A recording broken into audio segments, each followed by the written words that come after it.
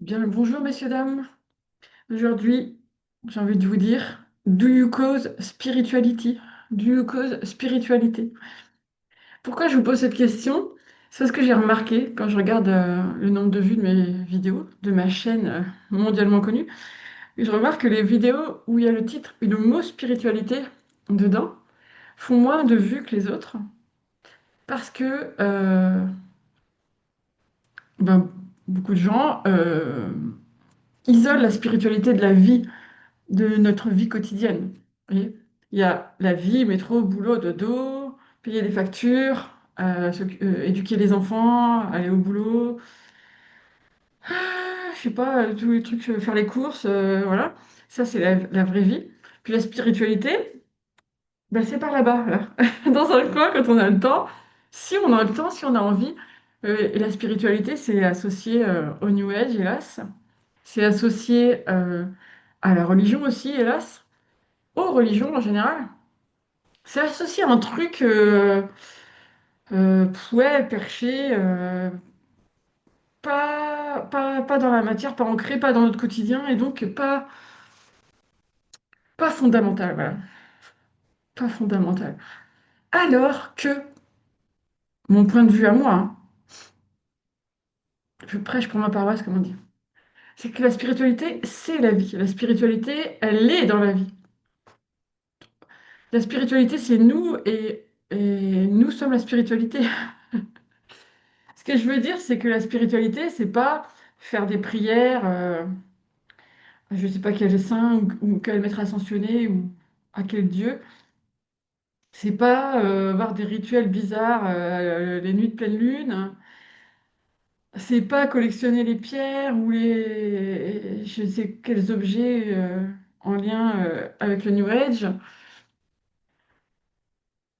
La spiritualité, c'est pas s'habiller d'une certaine façon, utiliser un certain langage, euh, manger certaines choses et pas d'autres, s'interdire d'agir d'une certaine façon parce que ça ne rentrerait pas dans le cadre, dans le moule du spirituellement correct ou de ce qu'on pense être spirituellement correct. C'est pas ça la spiritualité. La spiritualité, c'est notre manière d'être au monde et comment on peut euh, vivre pleinement cette incarnation. C'est-à-dire, euh, la première chose, la base, c'est que on est là pour aimer. S'il n'y a qu'une seule chose à retenir, c'est ça. On est là pour aimer, pour donner de l'amour, pour transmettre l'amour, sous toutes ses formes. Le plus petit acte de bienveillance, c'est déjà une case cochée. Mais on ne fait pas ça pour cocher des cases. On fait ça parce que c'est notre nature, normalement. On est là, on s'est incarné pour aimer, pour être, pour habiter vraiment notre corps, pour que notre âme puisse exprimer tout son potentiel. Et donc comment ça peut se passer, comment ça peut être? Bah, c'est dans notre vie quotidienne en fait. C'est pas en lisant des bouquins qu'on va pouvoir incarner notre plein potentiel, notre âme. C'est pas comme ça qu'elle va pouvoir s'exprimer. Notre âme, elle va pouvoir s'exprimer à travers le quotidien, à travers la manière dont on réagit à ce qui nous arrive dans le quotidien, ou dont on ne réagit pas d'ailleurs. La colère, ça fait partie de la spiritualité. La sagesse, évidemment, ça fait partie de la spiritualité. Les peurs, ça fait partie de la spiritualité. Pourquoi? Parce que c'est en apprenant à apprivoiser nos peurs, à vivre avec, à les transcender, qu'on évolue spirituellement. Et ça, si on reste caché dans sa grotte ou assis sous un arbre en position de lotus, ben, on va pas pouvoir vivre tout ça. Tout ce qui nous agace, ça nous fait travailler spirituellement.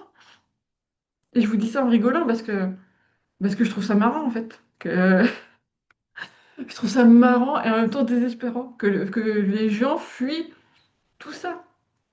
Tout ce qui fait qu'on grandit en fait. Et c'est pour ça aussi, j'ai beaucoup remarqué dans ma vie que les personnes les plus spirituelles que je connaisse, ben, c'est des personnes qui n'ont absolument aucune, entre guillemets, éducation spirituelle. Voilà. C'est des gens qui sont athées, qui, qui ne lisent pas aucun bouquin New Age ou aucun texte religieux. Ils sont comme ça parce que, je sais pas, ils sont naturellement à l'écoute de leur âme, ils sont naturellement bienveillants, ils sont naturellement ancrés, ils sont naturellement dans le lâcher-prise. C'est pas des trucs qu'ils ont appris, c'est naturel. En fait, je pense que c'est inné chez presque tout le monde. Bon, ça, c'est mon côté idéaliste, hein. Mais qu'on a notre mental derrière qui vient nous casser les noix et qui nous bloque. Mais alors, quand on est persuadé qu'on détient la vérité, comme beaucoup de prêcheurs spirituels, là, c'est là que ça devient une catastrophe. Quand on est persuadé d'avoir la bonne méthode, comme s'il y avait une méthode en spiritualité, d'avoir la vérité, d'avoir raison au-dessus de tous les autres qui comprennent rien, qui sont des petits êtres méprisables parce que ils ne sont pas dans la religion, parce qu'ils ne sont pas dans la spiritualité, parce qu'ils n'ont pas lu tel livre soi-disant majeur ou pas écouté les paroles de tel sage. Non, putain, c'est pas ça la spiritualité. Et voilà, c'est à cause de ça que quand je mets spiritualité dans la vignette ou dans le titre d'une de mes vidéos, ben les gens ils cliquent pas parce qu'ils ont peur. Donc là, si je veux que vous regardiez cette vidéo, qu'est-ce que je dois faire? Je dois pas mettre spiritualité, alors que justement, je parle que de ça pendant toute la vidéo. Comment on fait? C'est une grande question, hein. Et moi, c'est vraiment ça mon combat, entre guillemets. Moi aussi, je pense que c'est un combat. C'est de vraiment remettre l'église au centre du village, c'est-à-dire remettre la spiritualité au cœur de nos vies. C'est même pas que je la remets, en fait. Elle y est depuis toujours. Mais le mot spiritualité, il est, euh, il est rejeté par tout le monde. C'est triste. Et alors, c'est pas un gros mot. C'est pas un gros mot, la spiritualité. La spiritualité, c'est la vie. Moi, je milite pour une spiritualité ancrée dans le quotidien, la spiritualité du quotidien, comme la médiumnité en fait. La médiumnité, c'est pas je suis un médium, ouah, je capte des messages des défunts, des guides, je suis supérieure à tout le monde parce que un don, j'ai un don que d'autres n'ont pas. Ben non, parce que tout le monde est médium. Voilà. Tout le monde ne va pas forcément développer sa médiumnité, cette faculté-là, mais tout le monde a le potentiel. La médiumnité, ça fait partie de la vie aussi. C'est un sens parmi d'autres. C'est une faculté parmi d'autres. Voilà. Et, euh, et voilà, je sais pas, j'ai envie que tout le monde sache ça, merde. J'ai envie que tout le monde comprenne que la spiritualité, c'est la vie. On est des êtres spirituels. Je sais plus, je crois que non, c'est pas Jim Carrey qui avait dit ça, et que tout le monde rigolait, alors que je vois pas ce que ça avait de drôle dans les commentaires que je voyais passer. C'est que on n'est pas, je sais plus ce que c'est exactement la phrase, mais on n'est pas un humain, on n'est pas des humains qui viennent expérimenter la spiritualité, on est des êtres spirituels qui viennent expérimenter la vie matérielle, l'incarnation. Voilà. Et je sais pas, dans les commentaires, les gens trouvaient ça drôle. Alors que c'est pas du tout drôle, c'est la pure réalité. En tout cas, moi, c'est ce que je comprends du pourquoi de notre incarnation.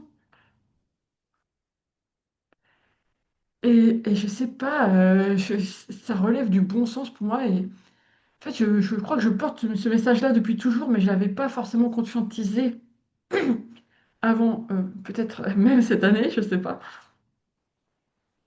Parce que si je repense à une conversation que j'avais avec mon père, papa, si tu passes par là, coucou, quand j'étais ado et que j'essayais de comprendre le, le pourquoi de la messe tous les dimanches, pourquoi on va à la messe tous les dimanches, quoi ça sert d'écouter un vieux bonhomme qui nous lit des textes, on n'entend pas la fin des phrases parce qu'il prononce pas la fin des phrases. Pourquoi? Pourquoi ça? Et puis quand on sort de la messe, eh ben, on reprend notre vie comme avant. Il s'est rien passé de spécial. Les gens qui étaient à la messe, ils sont pas devenus spécialement plus gentils, ou plus tolérants, plus altruistes. Non, ils sont allés à la messe. Voilà. Et ça, moi, j'avais des longues discussions avec mon père à ce sujet-là. J'ai jamais réussi à être convaincue par ce qu'il me disait. Il comparait ça au concert de Jean-Jacques Goldman. Quand tu vas à un concert de Jean-Jacques Goldman, t'es contente. Tu retrouves des gens que tu aimes, t'écoutes ce que tu aimes et tout ça. Je dis, mais oui, mais c'est un choix, c'est un choix. On n'y va pas par habitude à un concert de Goldman, on y va parce qu'on a envie d'y aller, parce que on est porté par. ouais, par une émotion et tout ça. Et la messe, c'est une habitude, c'est une obligation, c'est chiant. Voilà les discussions que j'avais avec mon père. Et donc déjà, donc, quand j'avais 10 11 ans, je sais pas à quel âge j'avais ces discussions-là, c'était peut-être plus tard. Je me disais qu'il y avait un problème avec les religions, avec la spiritualité, qui n'était pas du tout ancrée dans nos vies. Pas du tout. Mais évidemment, je mettais pas de mots là-dessus à cette époque-là. Mais je crois que ça m'a poursuivi toute ma vie, hein. Ça m'a jamais lâché. C'était dans l'arrière-salle de ma conscience, on va dire. J'ai toujours été choquée par les gens qui se prétendent religieux. Regardez le monde, hein. Bon, après, c'est les extrémistes qui sont au pouvoir un peu partout, mais regardez ces gens qui se prétendent religieux et regardez ce qu'ils font. C'est impossible de ne pas être choqué, hein. Quand tu comprends que la spiritualité, ça n'a rien à voir avec des injonctions, quelles qu'elles soient, mais que ça vient de toi. Toi, c'est qui tu es, toi, comment tu t'écoutes, pas d'une manière égocentrique et j'en ai rien à foutre des autres, mais non, comment tu t'écoutes pour être pleinement toi, pleinement. Tu le sais quand t'es aligné dans ta spiritualité, tu le sens, tu vois. Si tu me regardes là, si tu as vécu ça, tu sais ce que c'est. Tu sens la joie, tu sens la pétillance, tu sens tout ça en toi, tu sens quand t'es dans ta vérité, dans l'amour, tu le sens. Et moi, j'en voudrais que tout le monde sur cette planète vive ça, que je voudrais que tout le monde ressente ça. Parce que si tout le monde ressentait ça, si tout le monde comprenait ça, on mettrait fin à toutes les guerres, toutes les, toute la haine partout. Vraiment. Je sais, mon idéalisme me perd. Mais j'y crois à ça, moi, j'y crois vraiment. Et je sais qu'il y a un très gros boulot à faire avec des gens qui sont traumatisés depuis l'enfance par le manque d'amour. Par exemple, Trump, c'est forcément un manque d'amour qui... Il n'a pas eu d'amour du tout dans son enfance, ce gars-là. Regardez, il se comporte comme un enfant. Enfin, un enfant dangereux, hein, mais écoutez ses discours. Enfin, non, n'écoutez pas ses discours. Lisez les retranscriptions de ses discours. Et c'est affligeant. On dirait un enfant de 5 ans qui tape sa crise de nerfs. Mais voilà, il est resté bloqué à ce stade-là. Bon, je ne vais pas faire de la psychologie de comptoir, mais bon, ça me paraît assez évident. Tout commence dans l'enfance, en fait. Et après, quand l'enfance n'a pas été ce qu'elle aurait dû être, ça donne tous ces adultes dysfonctionnels. Et bon, après, c'est pas forcément toujours possible de rattraper. Parce que la haine poussée à son paroxysme, c'est dur à contrebalancer, hein. Ça peut arriver quand je pense que certaines personnes saintes pourraient y arriver, mais je suis même pas sûre. Mais ouais, bon voilà, donc tout ça c'est du gâchis finalement. C'est du gâchis et malgré tout, je pense chaque mot de ce que j'ai dit à propos de la spiritualité, du fait qu'on est là pour l'amour et pour rien d'autre. Et, et peut-être que c'est aussi pour ça qu'on s'est incarné dans cette époque pas funky funky. On s'est incarné pour ça, pour vraiment pousser le curseur de l'amour. Plus il y a de la haine, plus il y a de l'amour. Est-ce que s'il y a plus il y a d'amour, plus il y a de la haine? Je suis pas sûre, mais je pense que plus il y a de la haine, plus il y a de l'amour, parce que enfin, on est là pour contrebalancer. J'ose espérer que dans l'autre sens, c'est pas la même chose. Donc voilà, maintenant, quand vous entendrez spiritualité, j'espère que vous penserez à cette vidéo et que vous vous direz non, la spiritualité, c'est pas un gros mot. Et voilà, et je vous laisse sur ces mots et je vous dis à la semaine prochaine. Non, je sais pas la semaine prochaine, je vais être en vacances, sauf si je tourne une vidéo avant, parce que celle-là déjà, je la tourne en retard. Donc la prochaine, je pense que ce sera plutôt dans 2 semaines, mais vous vous en remettrez, hein. Allez, ciao les amis et vive l'amour.